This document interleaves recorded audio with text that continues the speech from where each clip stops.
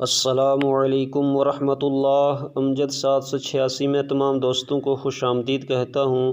دوستو، میری آج کی ویڈیو 17ویں روزے کے وظائف کے حوالے سے ہوگی، تو ویڈیو کا باقاعدہ آغاز کرنے سے قبل تمام دوستوں سے یہ گزارش ہے کہ جو دوست میرے اس چینل پر نئے ہیں وہ اسے سبسکرائب بھی کر لیں اور ساتھ ہی بیل کے نشان کو بھی دبا دیں، اور اگر اس کے بعد آل لکھا ہوا آتا ہے تو اس کو بھی دبا دیں۔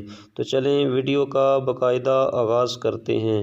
دوستو، 17ویں روزے میں نماز فجر کی ادائیگی کے بعد آپ نے سورۃ المزمل کو 2 مرتبہ پڑھ لینا ہے۔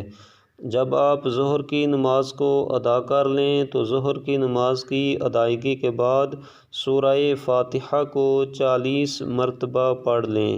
عصر کی نماز کی ادائیگی کے بعد دعائے مغفرت کو آپ 25 مرتبہ پڑھ لیں۔ دعائے مغفرت یہ ہے جو آپ کو سکرین پہ نظر آ رہی ہے: استغفر اللہ الذی لا الہ الا هو الحی القیوم واتوب الیہ۔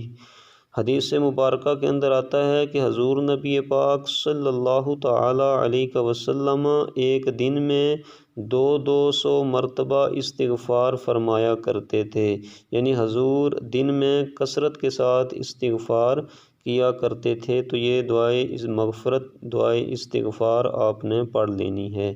مغرب کی نماز کی ادائیگی کے بعد 5واں کلمہ آپ نے 47 بار پڑھ لینا ہے: استغفر اللہ ربی من کل ذنب اذنبتہ عمدا او خطأ سرا او علانیۃ واتوب الیہ من الذنب الذی اعلم ومن الذنب الذی لا اعلم انک انت علام الغیوب وستار العیوب وغفار الذنوب ولا حول ولا قوة الا باللہ العلی العظیم۔ نماز تراویح سے فارغ ہونے کے بعد سورہ فتح کو آپ نے 1 مرتبہ پڑھ لینا ہے۔ یہ سورہ فتح 26ویں سپارے میں موجود ہے۔